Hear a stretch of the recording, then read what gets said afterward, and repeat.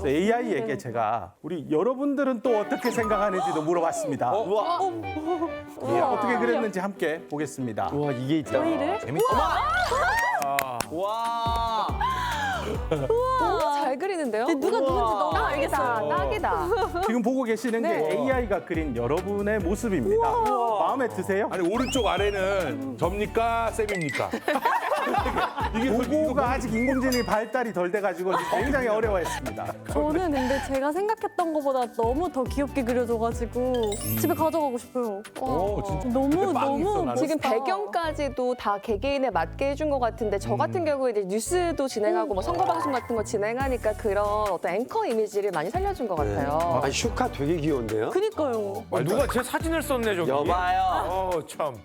코가 고주망태인 걸 보니까 평상시 음주를 좀 많이 하거나 이런 게 아니 그 홍석천 씨는 종교인이라고 입력을 했는데 왜 닮아도. 22세기 닮아도 같네요. 네, 저는 미래. 미래형인가. 보신 것처럼 챗 GPT로부터 시작된 이 생성형 AI를 필두로 해서 이 인공지능 시장이 유례없게 빠른 속도로 성장하고 있습니다. 그리고 그 핵심이 되는 AI 반도체의 주권을 차지하기 위한 경쟁도 계속 가열화되고 있거든요. 자, 우리가 주목해야 할 것은 AI 시장이 점점 성장하면서 반도체 패권 전쟁의 판도와 지형이 바뀌고 있다는 것입니다. 이 판세는 어떻게 바뀔 것인지, 그리고 최종 승자는 누가 될 것인지, 그리고 우리 대한민국은 앞으로 반도체 강국의 자리를 지켜나갈 수 있을지 오늘 함께 여러분들과 함께 이야기 나누어 보도록 하겠습니다. 네.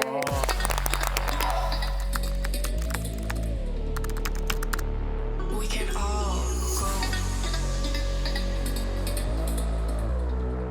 phenomenal for the world. The world will be richer and, can work less and have more. Tool for people to be more productive. Close your eyes. Close your eyes. Close your eyes. Close your eyes. Close your eyes.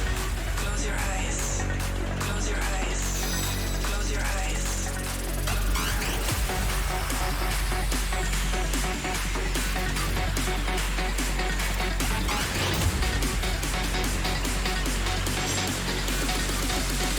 Speak from your heart.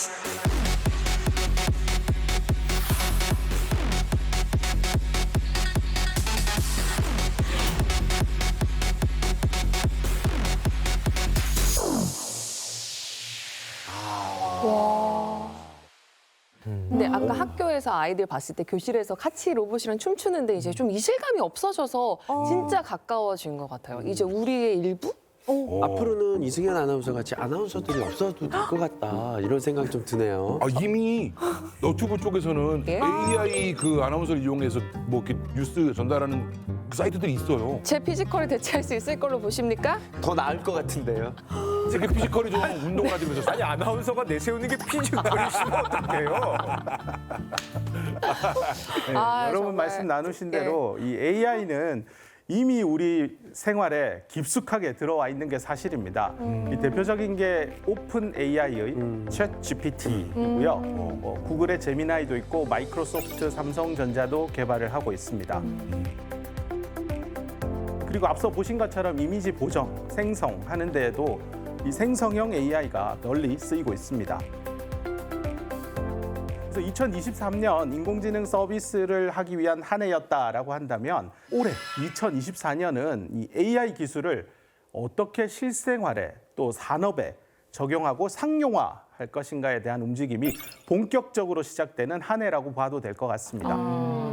이를 확인할 수 있었던 게 지난 1월 CES이었습니다. CES 그거 들어보셨죠? 저희가 쌤과 함께해서 배웠거든요. 그 라스베가스에서 하는 세계 전자 기기 박람회. 네. 와. 맞죠? 역시 우리의 진짜 에이스 전교 1등입니다. 쌤과 함께. 정확하십니다. 올해 CES는 AI로 시작해서 AI로 끝났다고 해도 될 정도로 산업 전 분야의 AI가 어떻게 적용될 것인가 하는 비전을 보여주었습니다.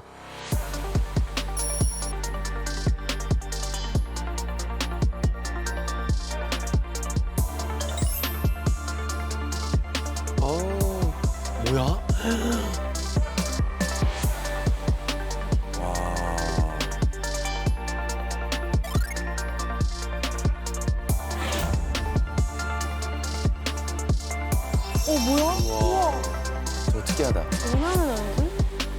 씻는 거예요.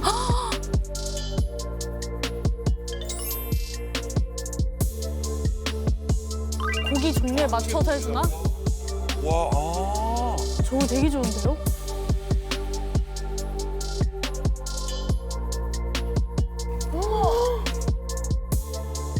우와. 기분에 따라 칵테일 흔들고 있어.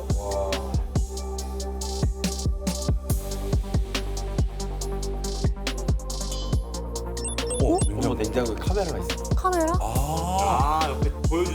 이 기술은 진짜 좋은데요? 저거 상했는지 신선한지 봐주고. 우와.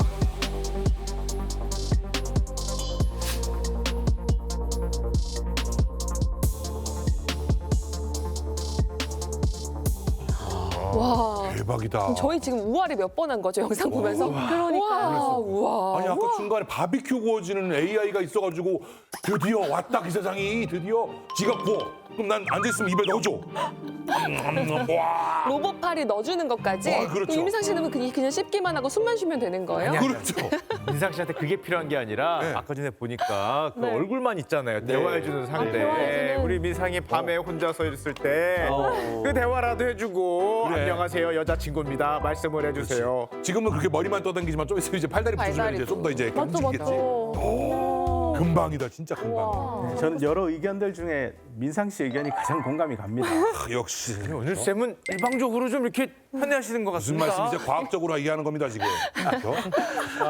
영화에서 보면 이게 로봇하고 농담도 하고 사람처럼 대화하고 이제 그런 날이 이제 바로 코앞에 온 거 아닙니까? 왔어. 네. 네, 맞습니다. 사람 같은 로봇 있잖아요. 그 영화에서 보면 그런 로봇이 사람의 모습을 해가지고 우리는 이런 로봇이 있으면 참 좋겠다라고 하는데 실제로 엔지니어들이 그런 로봇을 신인류다라고도 얘기합니다. 와. 그런 미래가 오는 때를 과학자나 공학자들이 한 2045년 정도이지 않을까라고 하고 있습니다. 그래서 이 생성형 AI 서비스 확대로 인해서 그런 시기가 조금 더 앞당겨질 여지를 배제하기 힘든 상황입니다. 근데 그런 날이 오기 위해서 반드시 필요한 게 있거든요. 네. 무엇일까요? 기술력? 기술 발전. 기술이 발전하려면 돈이 필요합니다. 세상 모든 건 사람이니까 인재가 필요하지 않을까요? 와우. 사람과 인재. 네, 말씀 주신 모든 것들이 사실 다 필요하지만 가장 중요한 것은 AI 반도체다라고 생각하고 있습니다. 이 지금보다 더 고성능의 저전력 반도체가 필수품입니다. 특히 현재 반도체 기업들이 총력을 다해 기술 개발에 열을 올리고 있습니다. 근데요, 쌤. AI도 알고 반도체도 아는데 AI 반도체는 처음 들어보는 것 같거든요. 이게 도대체 뭔가요? 아, 좋은 질문입니다. 우리 인간은 생각하는 나 자신, 지능이라는 게 있잖아요. 네. 근데 사실 두뇌도 있어야 우리 나 자신, 지능이 작동할 수 있습니다. 지능과 두뇌는 같이 있어야 되거든요. 근데 우리가 인공지능 AI 얘기를 하고 있는데 이 인공지능을 동작하기 위해서 그럼 또 필요한 무엇인가가 있겠죠. 그게 바로 인공두뇌가 될 것이고요. 그럼 그 인공두뇌는 무엇으로 만들까를 고민해 보면 바로 AI 반도체 칩입니다. 그래서 AI 반도체라는 게 따로 있는 것은 아니고요. 첨단 반도체 칩을 통칭해서 우리는 AI 반도체 칩이다라고 얘기하고 있습니다. 대표적인 예로 GPU가 있는데요. 그림을 보시면 좀 더 쉽게 와닿을 겁니다. 아주 쉽지 쉽게 않습니다. 와닿는다고요? 너무 맛있대요. 저희의 수준을 너무 높게 잡으신 것 교수님들의 같아요. 특징이시죠, 저게. 예. 자 쉽게 이해가 가지. 네. 그림의 한가운데 보면 황금 색깔을 띠고 있는 것이 보이죠? 네. 저게 이제 GPU 칩이고요. 이 1993년 엔비디아에서 이제 콘솔이나 게임 기기, PC, 노트북 이런 데서 그래픽을 처리하는 전용 칩으로 처음 만들어졌는데 이 칩을 쓰면 화질 굉장히 좋아지거든요. 아마 써보신 분 계시지 않나요? 오늘 다 민상 씨한테 지금 다 가고 있습니다. 네, 이미 제일 좋아하시는 저는 제가 가지고 있는 GPU도 게임할 200만 원 때. 줬습니다. 맞아요. 예. GPU만요? 그럼요. 게임 할 맛이 나는 세상이 됐다 이겁니다. 올라가야 돼. 예. 근데 보통 컴퓨터 하면 CPU 얘기를 많이 하지 않습니까? 근데 왜 그래픽 전용 칩인 GPU가 더 중요한지 그거 궁금합니다. 아, 너무 좋은 질문을 불을 지피듯이 GPU가 하고 계신데요. 네. 선생님. 선생님 왜 공채 시험 안 보셨어요? KBS에서 모집했는데. 딱 저랑 같이 코너 아빠와 수 이렇게 이러면서. 아빠와 아들. 이렇게 이러면서. 자, 그 CPU하고 GPU 차이에 대해서 이해를 먼저 해야 될 것 같은데요. 이 CPU가 고난도 연산 작업을 하는 소수 정예 부대라고 생각한다면 이 GPU는 정해진 일 처리를 우르르 떼지어 가가지고요. 동시다발적으로 빠르게 연산 작업을 하는 어마어마하게 큰 부대다라고 보시면 되는데요. 조금 더 쉬운 말로 설명을 다시 한 번 더 드려보면요. 저희가 비행기 탑승하러 가보면 출입구가 단 하나라서 사람들이 탑승하는데 한참 걸려요. 근데 지하철 어때요? 여러 네. 군데니까. 한꺼번에. 맞아요. 여러 칸에 문도 칸별로 3개, 4개씩 달려 있다 보니까 수십 명, 수백 명의 사람이 대략 한 2, 30초 이내에 다 타요. 많죠. 아, 비교가. 이게 병렬 연산입니다. 병렬 연산을 통해서 많은 빅데이터를 빠르게 처리할 수 있다라고 이해하시면 되겠습니다. CPU는 그럼 우와. 직렬이고요. CPU는 직렬입니다.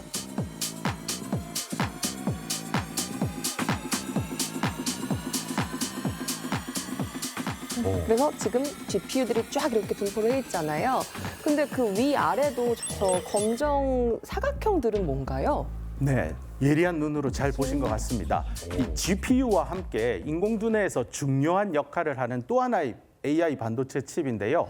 바로 HBM입니다. High Bandwidth Memory의 약자로서요. 대역폭을 높여서 데이터 전송 속도를 빠르게 한 초고성능 D램이라고 보시면 되겠습니다. 대단히 어렵죠? 네. 이게 무슨 얘기냐면 인공지능은 이 방대한 빅데이터 처리가 필수적인데요. 이 데이터가 지나가고 처리되는 통로를 왕복 2차선 도로에서 왕복 8차선 고속도로로 뻥 뚫어버렸다라고 생각하시면 조금 더 이해가 되시지 않을까. 아무리 그냥 데이터 자체를 빨리 보내도 좁으면 빨리 갈 수가 없는데 그거를 확 넓혀주는 게 획기적이었다는 말씀인 건가요? 네, 정확하십니다. 근데 쌤, 저게 보기에 되게 좀 비싸 보이는데 저 한 세트 가격이 어느 정도예요? 저 가격은 이제 어떤 고객에게 공급하느냐에 따라 약간 변동은 있는데요. 대략 한 4천만 원, 5천만 원 정도. 그걸 네? 어디다 쓰는 건데 그렇게 비싼 거? 저거 하나가? 네, 와. 선생님, 그럼 저거 사다가 컴퓨터에다 꽂으면 게임 엄청 잘 들어가겠네요. 정확하십니다. 4천이다 이거지? 저기 생각해 4천만 땡겨주세요. 우와. 출연료 몇 년치인가요? 굉장히 비싼데요. 최근에는 이 수요에 비해서 공급이 부족해서 프리미엄까지 와. 제품에 붙었어요. 복구하는구나. 그래서 최대 1억까지 가격이 올라가 있는 상황입니다. 우리가 없네. 1억이요? 정말 억소리 나는 가격. 억억 소리 납니다. 아니 그러면 요즘에 사방에서 아까 전에 보여주셨던 그런 생성형 AI나 이런 걸 다 만들고 싶어하고 그러면 당연히 그만큼 뭐 서버나 데이터 센터가 점점 커야 되는데 하나에 1억짜리가 몇 개가 들어가는 겁니까, 쌤? 네, 그 최근에 개관한 광주의 국가 AI 데이터 센터의 경우에는요, AI 칩 총 1,000여 개가 내장돼 있고요.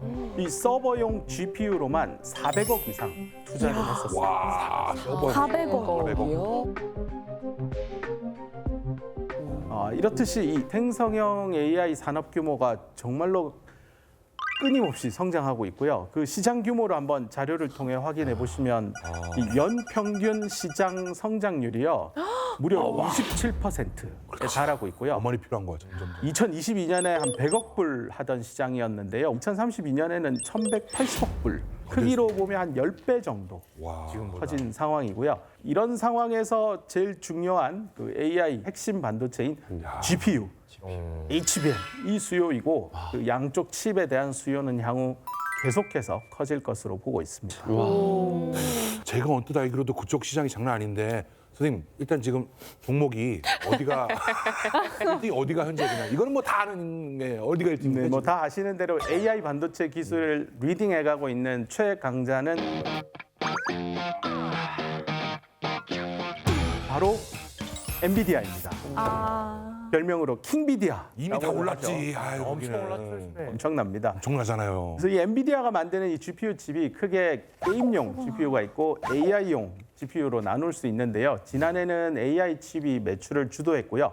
22년보다 23년 분기별 매출을 비교해 보니 매출이 3배나 늘었고요. 순이익은 최대 6배까지 증가하는 기록적인 영업 와. 실적을 달성했습니다. 그러다 보니까 이 반도체 업체로는 최초로 시가총액 1조 달러를 돌파하기도 했고요. 엔비디아 주가가 작년에만 2배 이상이 올랐거든요. 아마 코스피 전체보다 지금 엔비디아 시가총액이 더 커졌을 겁니다. 와. 1,700조를 넘어간 코스피 전체보다요? 전체보다 저 회사 하나가 더 크다. 와. 사실 지금 엔비디아의 이런 지금 매출이며 지금 이렇게 성장세를 보면 다른 기업들이 가만히 있지 않을 것 같거든요. 엔비디아 경쟁자는 없을까요? 당연히 있습니다. 현재로서는 AMD가 가장 큰 추격자라고 평가할 수 있을 텐데요. What you see with MI300X is we truly designed this product for generative AI.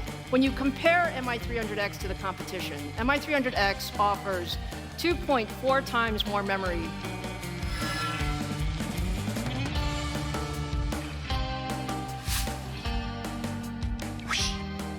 The engine that we created for the era of generative AI. Now, we would like to bring generative AI to every data center. That's NVIDIA. 그런데 흥미로운 사실이 하나 있는데요. 엔비디아의 CEO 젠슨 황과 AMD의 CEO 리사 수가 장숙과 조카 오촌 관계라고 합니다. 무슨 중국 사람 AA. 이름인데? 네, 두 분 다 대만 대만 하이난시에서 태어났고요. 어렸을 때 둘 다 미국으로 이주를 했다고 알려져 있고요. 어떻게 보면 가족끼리 현재 GPU 시장을 놓고 치열하게 대결하고 있다고 보셔도 될 것 같아요. 유전자에 뭔가 드라마 있는 같다. 집안인가 봐요. 그런 것 같습니다. 어쨌건 그 상황이 재미있게 돌아가는 것 같기는 하긴 한데 현재 지금 대결의 승자는 약간 엔비디아로 가고 있는 건가요? 어떻게 이게 대결 어떻게 되고 있습니까? 네, 아직까지는 엔비디아의 시장 점유율이 압도적으로 높습니다. 그렇죠. 데이터를 한번 보시면 와우. 네, 저 정도로 상대가 안 되는군요. 와. 네, 오늘 경쟁이 아니라 쌤 거의 독점 아닙니까? 거의 독점이라고 보셔도 됩니다. 그래서 AMD가 지금 조금씩 성장세를 보이고 있긴 하지만 아직도 갈 길이 꽤 멀다고 할 수 있고요. 뭐 이렇게 파죽지세로 나가고 있는 엔비디아에게 지난해부터 근데 한 가지 어려움이 생겼습니다. 뭘까요? 어려움이요? 어려움이 있어요. 엔비디아의 어려움. 간단하지. 반도체 공급이 안 되는 거야. 소고기 공급이 안 되듯이. 아빠와 정답. 재료가 없다. 정답. 재료가 정답. 없다. 그러면 중국 시장이 막혔다. 정답입니다. 네. 난 틀리고 저기 미중 간의 패권 경쟁, 작년부터잖아. 미중 간의 수출입 갈등 이슈 때문에 엔비디아의 위기가 찾아왔는데요. 이 미국이 중국의 반도체 굴기를 저지하기 위해서 대중국 수출 통제 정책을 시행하고 있습니다. China, staying ahead of them, and so we have to control this technology so it doesn't wind up into the Chinese military.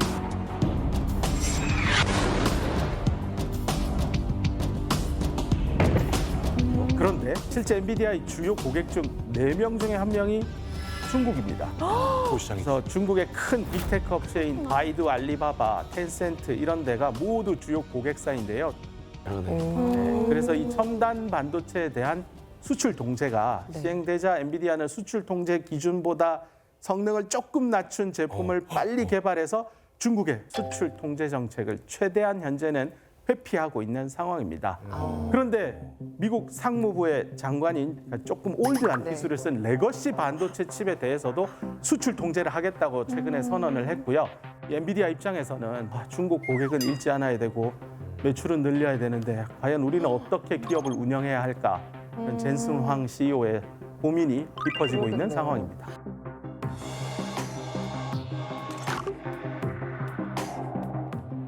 아니 근데 AI 반도체를 둘러싼 제조 경쟁이 정말 치열하지 않습니까? 우리나라도 전쟁터의 한가운데에 놓여 있지 않을까 생각되는데 어떻습니까? 맞습니다. 전쟁터 한가운데 지금 놓여 있고요.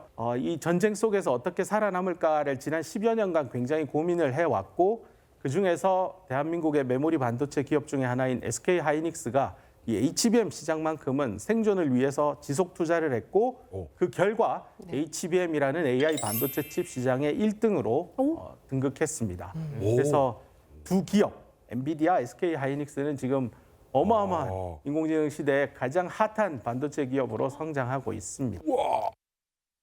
또 하나 중요한 게 이 AI 반도체 제조 기술 경쟁의 흐름도 지금까지와는 사뭇 다른 방향으로 흘러가고 있습니다.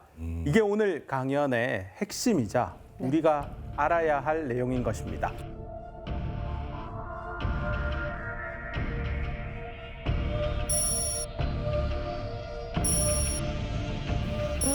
작아진다, 작아진다. 더 작아지는 거구나.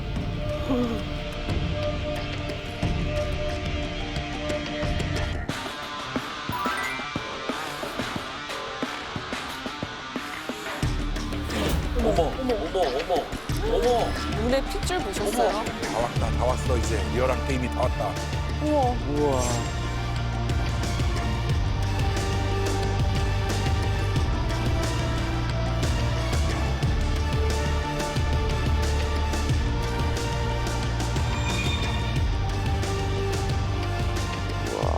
누가 리더가 될 것인가? 이야. 그걸 예측할 수 있으면 크게 돈을 만들 수 있을 것 진짜. 같고. 와. 오늘 핵심이라고 하셨는데. 눈알 돌아가는 게 깜짝 놀랐어요. 핏줄 봤어, 핏줄? 저게 GPU의 힘인 거예요. 그래픽 그런 게 엄청나게 저렇게 우와. 발달한 거예요. 와. 근데 지금 전공정, 후공정 이런 얘기가 나왔잖아요. 막 계속 몇 나노로 작아지고 이게 좀 생소한 용어인 것 같아요. 들어본 적은 있는 것 같은데 이게 무슨 뜻인가요? 네, 앞으로 다루고자 하는 내용 이해를 위해서 전공정, 후공정에 대한 이해가 필요한데요. 제가 알기 쉽게 한번 설명을 드려보겠습니다. 네. 이 반도체 밸류 체인은 크게 설계, 제조 공정, 패키징, 그리고 판매 총 4가지 단계로 분류할 수 있는데요. 이 전공정이란 웨이퍼 위에 회로를 새기는 과정까지를 이야기합니다. 이 반도체 칩을 설계를 하고 그 설계된 회로를 웨이퍼 위에 새기게 되는 것입니다. 그다음 패키징부터는 후공정에 들어가게 되는데요. 이 패키징이란 말 그대로 포장하는 거거든요. 그래서 회로가 새겨진 반도체 웨이퍼를 불량 검사를 하고 상품에 맞게 칩으로 자르고 이를 다시 외부의 충격이나 습도로부터 보호하기 위해서 칩을 포장하는 것을 이야기합니다. 물론 포장한 이후에도 제품 테스트를 또 한 번 더 거쳐서 뭐 엔비디아나 퀄컴 같은 고객에게 판매가 되고 있습니다. 지금까지 이 반도체 제조 기술은 전공정, 네. 즉 반도체 칩을 구성하는 작은 부품 그 자체를 얼마나 더 작게 고성능으로 저전력으로 만드는가가 경쟁의 핵심이었어요. 다시 말해서 반도체 칩을 구성하는 부품 소자인 트랜지스터의 크기를 줄이는 게 기술 개발의 핵심이었습니다. 실제 그 시작이자 혁신이었던 게 1959년 미국의 벨 연구소에서 개발한 모스펫이라고 불리는 트랜지스터입니다. 네, 조금 더 쉬운 말로 이 반도체 트랜지스터는 반도체 칩을 써서 만들어지는 모든 제품에 다 들어가기 때문에 가장 기초 단위 소자입니다. 그래서 이 트랜지스터의 성능이 개발됨과 동시에 각종 전자기기의 성능도 같이 덩달아 성장할 수 있었던 겁니다. 그러면 이 모스펫을 개발한 분이 누구신지 아시나요? 모스님이 개발하셨습니다. 모스님. 정말 못 쓰겠네요. 나왔다. 이게 그 서로 주고받네 이거. 이야. 이 모스펫을 개발한 분이 대한민국의 강대원 박사님이십니다. 우리나라에서요? 우리나라에서 박사님이에요? 당대 세계 최고였던 벨 연구소에 입사해서 이 모스펫이라는 것을 공동으로 발명하게 되셨습니다. 인류의 모든 생활에 반도체 칩 다 들어갔는데 그 칩을 구성하는 가장 작은 부품 소자 강대원 박사님의 작품입니다. 우와. 아이러니한 얘기지만 대한민국이 반도체 강국이니까 반도체를 만든 원천 개발자가 한국 사람이다라고 생각할 법도 한데 의외로 한국 분들이 네. 잘 모르시는 분이 강대원 박사님이신 것 같아요. 처음 들었어요. 성함을 저희가 꼭 기억해야겠네요. 네. 그래서 이런 트랜지스터, 모스펫이 얼마나 대단한 거냐면요. 여러분들 아마 90년대에 삼복 컴퓨터 기억하고 계시는 분 계실 텐데 네. 그렇죠. 286, 386, 석천 씨 짤 기억하고 계실 것 같은데요. 야, 저 때는 말이죠. 그 컴퓨터 한 대 있었으면 라떼, 라떼. 안 했습니다. 뭐 여자친구 만나려면 너 우리 집 가서 컴퓨터 할래? 뭐 이러면 우와. 라면 먹고 갈래 대신에 우리 집에서 컴퓨터 할래. 그렇죠. 그거 구경하는 게 어마무시했었어요. 네, 맞습니다. 처음 나왔을 때. 네, 맞습니다. 근데 그 개인 PC 시대 역시 모스펫의 역할이 상당했는데요. 근데 80년대나 90년대까지만 해도 반도체 크기가 여전히 좀 큰 편이고 전력 소모도 꽤 많았습니다. 그래서 또 컴퓨터도 덩치가 컸고요. 네. 그래서 이게 얼마나 덩치가 크고 느린지를 좀 살펴봤더니 현재 시점 기준의 컴퓨터 서버 성능 기준으로 한 10만 분의 1 정도밖에 안 되는 성능을 가지고 있었어요.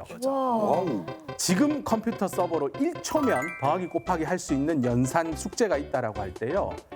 옛날 80년대 컴퓨터로는요. 10만 초가 소요됩니다. 27시간 정도니까 하루.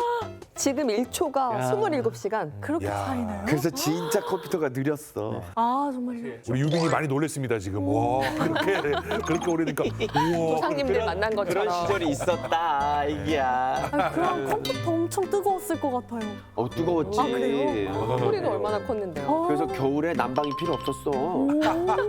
거기서 나오는 바람이 아주 그냥 뜨거워가지고 바람 이렇게. 쫙 나왔지. 근데 앞서 말씀드린 이런 모스펫이라는 트랜지스터가 점점 고도화되면서 컴퓨터는 더 빨라지고 더 크기도 줄어드는 그런 역사적인 발전들이 이루어졌고요. 2000년대 스마트폰 시대가 열리면서 이 반도체 시장은 또 한 번 더 퀀텀 점프하게 됐습니다. 그리고 현재는 3나노 반도체 기술까지 개발이 아니라 상용화까지 이루어졌습니다.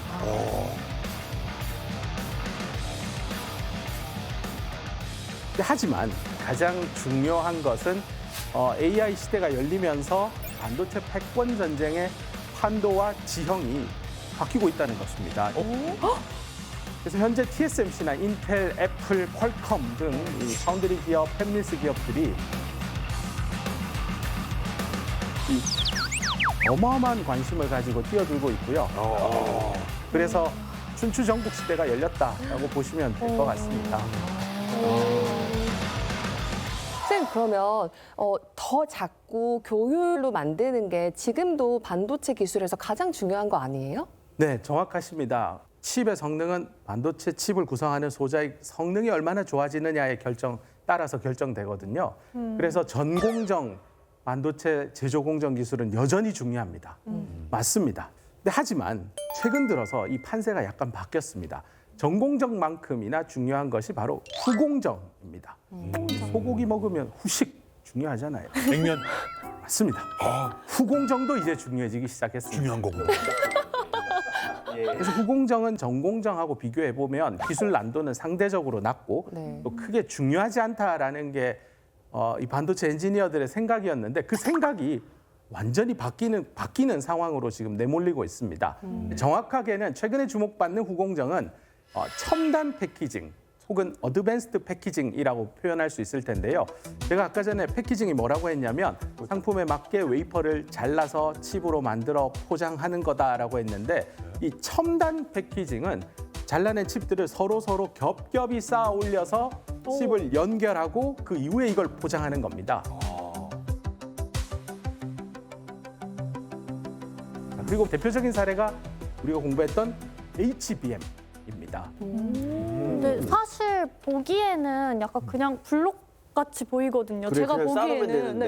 그래서 되게 쉽게 조립이 될 것 같은데 저렇게 하는 게 많이 어려운 기술인가요? 네, 저도 처음에 이 자료를 봤을 때 뭐 저게 어려울까라고 생각했는데요. 이 칩을 쌓는다는 기술 자체가 대외적으로 공개되지 않은 노하우가 굉장히 많이 필요한 기술로 알려져 있습니다. 뭐 예를 들면 칩을 겹겹이 쌓다 보면 너무 높아지니까요.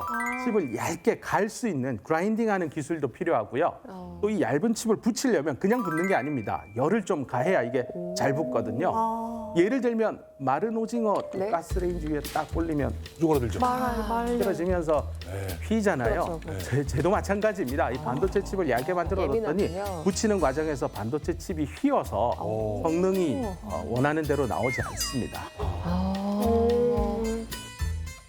뿐만이 아닙니다. 네. 이 칩을 겹겹이 쌓다 보니까 비좁잖아요. 네. 내가 동작하는 동안 열이 나는데 이 열을 밖으로 빼야 되는데 네. 뺄 수 있는 어떤 첨단 소재를 칩과 칩 사이에 넣어야 되는데 그런 소재가 무엇인지조차 영업 비밀인 우와. 그런 상황입니다. 뜯어보면 몰라요?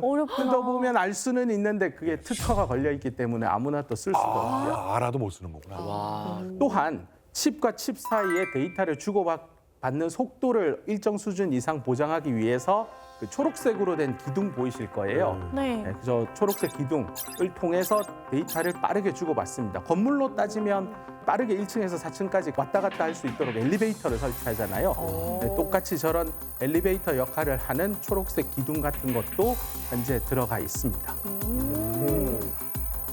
지금 그러면 여기서 봤을 때는 한 4개 정도 4층까지 올린 것 같은데 총 몇 층까지 올리나요, 보통? 그 대답을 하려면 일단 HBM의 개발 역사를 간략히 말씀드려야 될 것 같은데요. HBM은 HBM1에서부터 출발해서 3가 아니라 2 익스텐션 버전인 2E, 그다음 3, 3E, 4 이렇게 개발이 되어 가고 있는데요.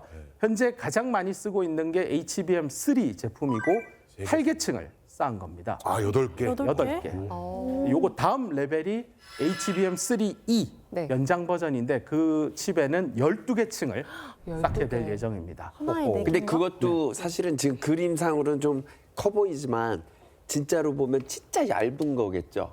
맞습니다.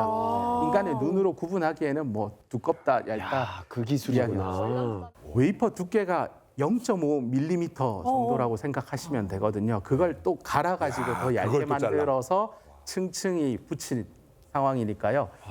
웨하스 아시죠? 웨하스. 아, 뭐 맛있죠, 선생님. 예. 웨하스가 영어로 웨이퍼스. 우와, 모르셨어요? 진짜요? 진짜? 아, 네, 진짜입니다. 유미상이 그래서 진짜로 놀라셨어요. 현재 웨하스가 이 HBM하고 똑같아서 제가 가끔 수업 시간에 얘기합니다. 와. 겹겹이 있어서. 네, 정확하십니다. 근데 저렇게 쌓는 게 힘든 기술이라고 하면 기존처럼 칩 성능을 좀 업그레이드 해가지고 원칩으로 만들면 되지 않나요? 그 이유는 전공정 기술이 물리적인 한계에 도달했기 때문에 3나노, 2나노, 1나노 다음에 2나노하고 할 게 없어요. 아, 이거 어떡하나입니다. 그래서 이거 인공지능 산업체에 있는 분들이 야, 더 좋은 거 석천 씨처럼 2나노, 1나노로 해서 빨리 가지고 와. 내가 사줄게 했는데 반도체 기업들이 만들지 못하는 거예요. 아, 이제 더 이상은. 그러다 보니까 현재 가지고 있는 반도체 공정 기술을 최대한 활용해서 이쪽 칩은 5나노 공정으로 만들고 저쪽 기능은 3나노로 만들어서 좀 붙여가지고 고객이 원하는 수준의 성능을 맞추어 보자라는 움직임입니다. 그러다 보니까 자연스럽게 후공정, 첨단 패키징 기술이 현재 주목을 받고 있다라고 보시면 되겠습니다. 네. 쌤 아까 전에 쌤도 말씀하셨지만 사실 요 HBM이라는 거에 처음 뭐 등장을 했던 게 거의 10년 전 아닙니까? 네, 그때는 뭐 그게 없던 요즘은 또 각광을 굉장히 많이 받고 있는 것 같더라고요. 맞습니다. 제가 기억하기로 한 10여 년 전에 네. AMD가 SK 하이닉스와 함께 시제품을 만들었지만 당시에 그걸 사갈 사람이 없는 거예요. 그러니까 이 수요가 없었고 고객이 없었기 때문에 큰 주목을 못 받았었습니다. 근데 이제는 인공지능 AI, 여러분이 경험하신 생성형 AI가 만든 다양한 이 서비스들이 폭발적으로 늘어나면서 네. HBM에 대한 수요가 폭증하고 있습니다. 그래서 이 HBM, 이 기존 반도체는 만들어 놓고 파는 표준품이었다면 이제는 고객의 수요에 맞게 서로 협업을 해서 새로운 형태의 제품을 만들고 있는 상황이라고 이해하시면 되겠습니다. 그러면 이거를 마치 햄버거 집 가서 패티 저는 2장에다가 치즈 2가지 좀 다르게 넣어주세요. 이렇게도 주문을 하잖아요. 그럼 여기서 HBM 반도체를 15개 쌓아주시고요. 6개 말고 뭐 위아래로 뭐 4개씩 해주세요. 이렇게도 부탁을 할 수 있는 건가요? 그 고객이 굉장히 많이 사주겠다고 약속을 하면 뭐그 정도도 할 수 있겠지만 고객이 다양하다 보니까요. 어느 정도 로드맵을 정해서 HBM3는 몇 개층, 3E는 몇 개층 이렇게 어느 정도 약속을 정해놓고 같이 개발하고 있는 상황입니다. 세트 메뉴가 준비되어 있는 거군요. 네. 정확하십니다. 심지어 메뉴판에 없는 이야. 히든 메뉴도 아는 사람은 주문할 수 있듯이 뭐 충분히 그런 옵션들도 현재 존재하고 있습니다. HBM이 맛있어 보이네요, 갑자기. 근데요, 쌤이 아까 SK 하이닉스에서 HBM을 굉장히 많이 생산하고 있다고 말씀하셨잖아요. 그러면은 이제 HBM이 차지하는 매출의 전체 매출은 어느 정도 되는 거예요? 네, 전체 D램 매출액 기준으로 설명드리면 2023년에는 HBM 매출이 차지하는 비중이 약 12%였고요. 올해 2024년에는 D램 매출액 전체 중에 10개 중에 3개 정도는 HBM이 차지하는 게 되지 않을까로 감히 예상해 봅니다. 네. 그래서 지난 한 해 돌이켜보면 SK 하이닉스와 삼성전자가 이 D램 업황이 안 좋아서 계속 적자를 면치 못했어요.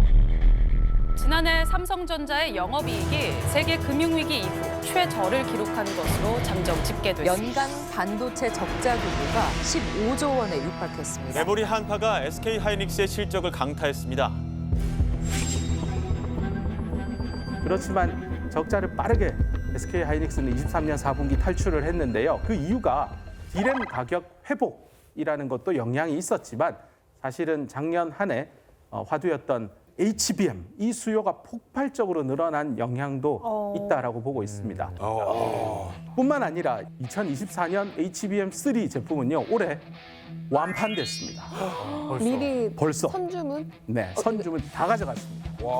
아니 근데 사실 반도체 하면 우리 삼성을 먼저 생각하게 되는데 아니 왜 HBM에서는 후발주자가 됐는지 삼성 열심히 해야 되는데요. 뭐 하고 있어요? 네, 삼성전자도 일찍이 HBM 개발을 했었습니다. 하지만 이게 제품 자체의 특성이 주문 생산형이다 보니까요. 마켓도 없고 고객도 없어가지고요. 삼성전자 같은 경우는 2019년에 연구 개발을 일시 중단을 했었습니다. 근데 지금은 첨단 패키징을 위한 반도체 장비 기술 더 많이 확보하고 있고 특히 생산 능력을요. 이 HBM 생산 능력을 올해 2024년에는 SK 하이닉스보다 더 키우겠다고 자신 있게 공언을 하고 있습니다. 선생님 근데 이게 주문 생산으로 아까 전에 말씀해 주셨잖아요. 물론 세트 메뉴가 좀 있긴 하지만 그러면은 뭐 수요가 막 들어온다 좀 많이 지어놓으면 또 옛날처럼 수요가 좀 빠지거나 하면은 공장 다 쉬어야 되잖아요. 맞습니다. 그런 리스크는 좀 없습니까? 네, 정확하십니다. 뭐 예전에 과자 중에 허니칩도 예. 한때 폭발적으로 많이 만들었다가 다 남았었다. 포켓몬빵도 뭐 지금은 어느 쪽 전문가신 분 나오신 거예요? 뭐였죠, 올해? HBM 뭐 그럼 예시들이 다 그쪽이시네요. 너무 귀 들어옵니다. 맞습니다. 슈카 씨께서 얘기한 그런 위험 부담 뭐 없는 게 아닙니다. 하지만 AI 반도체 없으면 인공지능 시대에 우리 대한민국은 후발 국가로 밀려나갈 테니까요. 이거는 투자를 주저하지는 해서는 안 된다고 생각하고 있습니다. 그래서 현재 TSMC나 인텔, 애플, 퀄컴 등 이 파운드리 기업, 팹리스 기업들이 이 AI 시대의 경쟁 우위를 확보하기 위해서 첨단 패키징 기술 확보, 관련된 특허 확보, 신기술 개발에 적극 나서고 있습니다.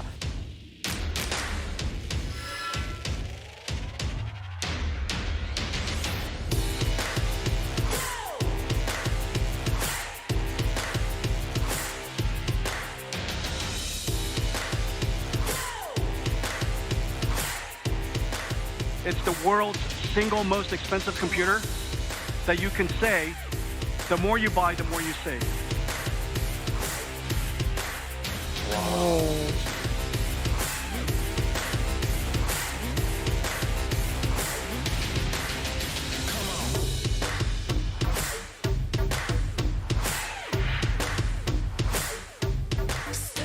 We believe AI is the most transformational technology of the last 50 years. Put simply, AI is the future of computing. For now, I believe it's going to change the user interface. Instead of typing, I'll start talking to it. I'll see it. It will be new form factors. And all of a sudden, instead of needing to access the cloud for things, I'm going to do it on my local PC. 너무 신기해. 너무 신기해.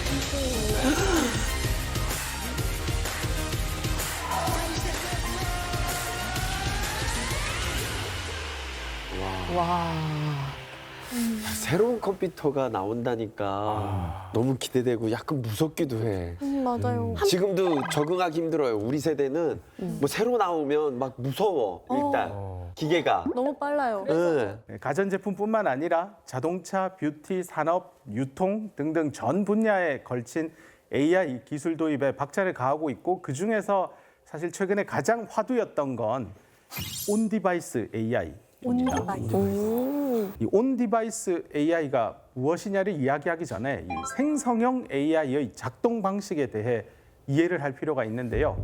네, 우리가 PC나 스마트폰으로 챗 GPT에 소고기 맛있게 굽는 법을 알려줘라는 질문을 넣었다고 가정합시다. 그러면 이 거대한 AI 서버 데이터 센터에 제가 요청한 명령이 전송이 되고요. 그럼 그 서버에서 답을 찾은 다음에 다시 우리에게 보내주는 방식입니다. 그런데 네. 이 온디바이스 AI는 조금 다릅니다. 그림을 보시면 이해하시기 좋으실 텐데요. 네. 이 온디바이스 AI의 경우에는 인터넷에 접속하지 않고 즉 클라우드나 데이터 센터 서버를 거치지 않고 내 손 위에 있는 기기에서 AI 서비스를 실현하는 겁니다. 그러니까 이 우리 주머니에 넣고 다닐 수 있는 정도의 작은 사이즈의 디바이스에 AI 반도체 칩을 탑재해야 되기 때문에 이 고성능, 저전력 필수 중에 필수고요. 그러다 보니까 이 반도체 기술 경쟁은 결국 최근의 상황을 돌이켜 보면 아마 궁극적으로 누가 먼저 이제 온디바이스 AI를 실현할 것인가라는 질문으로 넘어갈 수 있는데요. 이 온디바이스 AI에 대한 경쟁은 사실 이미 시작됐습니다. 이 글로벌 반도체 기업인 인텔, 퀄컴, 삼성전자의 행보만 봐도 잘 알 수 있는데요. 퀄컴의 경우 보시면 지금 온디바이스 AI 트렌드를 주도하고 있는 게 뭐 퀄컴이다라고 해도 과언이 아닐 정도로 정말 강하게 연구 개발, 제품 개발에 박차를 가하고 있습니다. And that intelligence get integrated into the device, into the OS, into the applications, and into the cloud. And that starts to change how you interact with those devices. It will change how you interface and communicate. It's going to feel natural, conversational, intuitive, personal. And this is not happening just on smartphones. It's happening on PCs, it's happening on cars, it's happening on a number of different devices.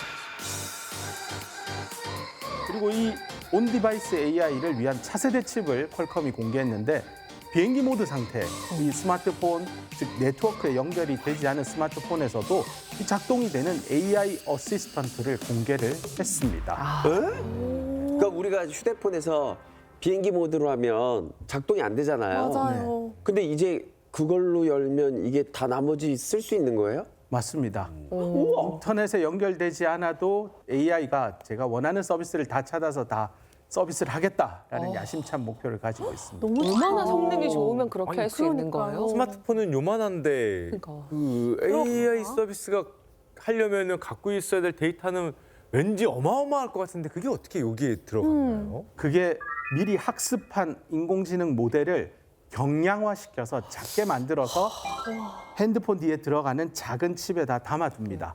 그렇게 해서 인터넷 연결이 되지 않아도 그런 AI 서비스를 할 수 있는데 실제로 그 큰 모델을 담을 수 있는 반도체 칩이 있어야 되겠죠. 네, 그걸 퀄컴이 해냈다라고 보시면 되겠습니다. 신기하다.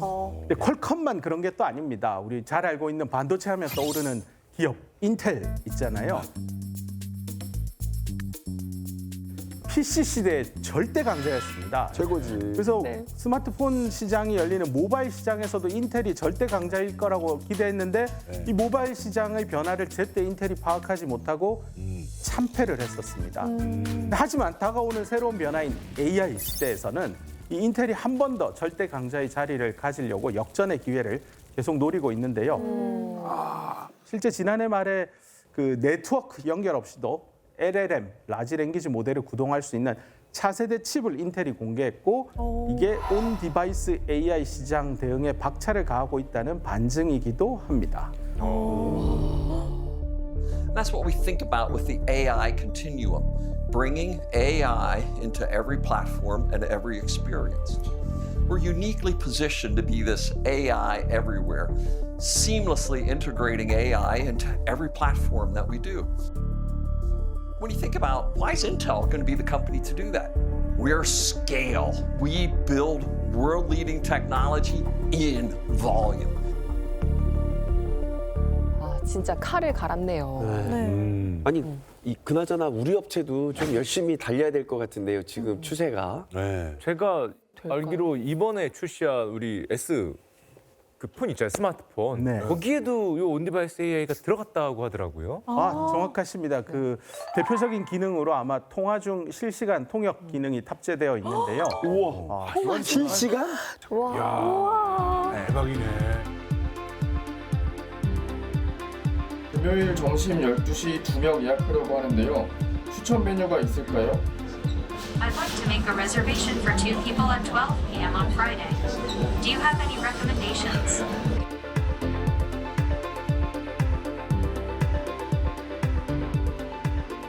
아니 진작에 예고를 해주시지. 아 이제 영업만 해도 되는 거 아니에요? 그런 얘기 지금 이제 나오는 것 같아요. 그러게요. 네, 보신 것처럼 이미 우리나라 삼성전자도 칼을 갈고 열심히 달려가려고 준비하고 있습니다. 네. 특히 삼성전자만이 가진 장점이 있는데요.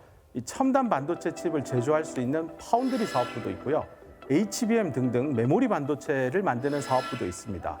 최근에는 이 첨단 패키징 기술을 확보하기 위한 AVP라고 하는 조직도 최근에 신설을 했습니다. 그러다 보니까 이 AI 반도체 칩 설계를 하는 기업에게 너네가 칩 설계만 가지고 오면 우리가 칩 제조도 하고 그 칩에 필요한 HBM 메모리도 옆에 공급하고 그걸 다 같이 붙이는 첨단 패키징 기술도 제공해 줄게라는 하나의 제품으로 턴키 방식으로 서비스를 제공하겠다라는 사업 전략을 가지고 있습니다. 이렇듯이 이 온 디바이스 AI 시대가 열리면 삼성전자도 자기만이 가진 장점들을 활용해서 앞서 나가려고 노력하고 있고 인텔 잃어버린 절대 반지를 찾기 네. 위해서 AI 시대에 다시 치고 나가려고 노력하고 있고요. 퀄컴은 이미 얻은 절대 반지를 뺏기지 않기 위해서 또 노력하고 있고 뭐 이런 상황을 보면 참 AI 시대 1등 반도체 기업이 어디가 될까를 예측한다는 건 너무 힘든 일이고 그래서 춘추 전국 시대가 열렸다라고 보시면 될 것 같습니다. 이제는 사실 우리한테는 좀 언제 찾아올까요? 먼 미래예요. 이렇게 받아들여선 결코 안 될 것 같고 반도체 산업이 AI 중심으로 급변하고 있다. 그래서 우리가 여기에 진짜 배우고 대응을 해야겠다. 그런 생각을 좀 가져야 될 것 같습니다. 경각심이 듭니다. 네, 맞습니다. 지금은 사실 인텔 하면 CPU고 엔비디아 하면 GPU 뭐 이렇게 분야가 나누어져서 얘기가 되고 있지만 사실은 이제 이런 경쟁 분야를 구분한다는 것도 무의미해지는 때가 올 것으로 보이고 있고요. 특히 인텔도 이제 CPU뿐만 아니라 GPU도 만들고 있고요. 엔비디아도 GPU뿐만이 아니라 CPU도 만들고 있습니다. 그리고 구글 하면 구글 검색 뭐 이런 걸로 알려져 있는데요. 사실 구글이 자체 AI 반도체 칩을 가지고 있습니다. 아마존도 가지고 있고요. 아마존이요? 테슬라도 풀 셀프 드라이빙을 위해서 FSD 칩, 도조 칩도 설계하고 있고요. 애플은 이미 M1, M2라고 하는 자체 반도체 칩도 가지고 있습니다. 뭐 미국 기업만 그런 게 아니라 중국의 경우에도 뭐 바이두도 자사 전용의 AI 칩을 설계하고 있습니다. 그래서 앞으로는 거대 빅테크 기업이 AI 칩을 각자 설계하는 시대로 변화하고 있다라고 봐주셔도 될 것 같습니다. 쌤이 말씀하신 이제 새로운 물결이 오고 있고, 그러면 우리나라도 사실은 이 물결 사이에서 이제 승자가 또 돼야 되지 않겠습니까? 대한민국은 뭐를 어떻게 해야 또 다시 승리자가 될 수 있을까요? 여러 가지 전략과 의견이 있을 수 있겠지만 제가 생각하는 첫 번째는 우리가 잘하고 있는 메모리 사업을 더 잘할 수 있어야 된다라고 생각합니다. 그럼 지금 잘하고 있는 메모리 사업을 더 잘하기 위해서 어떻게 해야 되느냐? 이 빅테크 플랫폼 기업들은 좀 차별화된 서비스를 제공하기 시작했고 그 빅테크 플랫폼 기업들이 각 사에 필요한 메모리 사양들도 계속 다 변하고 있습니다. 그래서 고객에게 맞추는 메모리 서비스가 앞으로 더 중요해질 것이고 메모리 강국인 대한민국은 계속해서 AI 시대에도 메모리 절대 강자의 자리를 내놓지 않아야 된다라고 생각합니다. 두 번째는요. 이 아이맥 혹시 여러분 들어보셨어요? 컴퓨터 이름 아니었습니까? 컴퓨터 이름은 아닙니다. 처음 들어봤는데. 이 아이맥은 벨기에 루벤이라고 하는 도시에 있는 세계 최대의 규모의 반도체 연구소로 세계 거의 모든 반도체 생산 관련 기업들이요. 각자 개발하는 게 아니라 모여서 함께 개발하는 그런 연구소다라고 보시면 되겠습니다. 그래서 여러 기업의 개발자가 서로의 기술을 함께 공유하고 함께 일하는 플랫폼, 그런 기관, 이런 게 반드시 필요한 것 같습니다.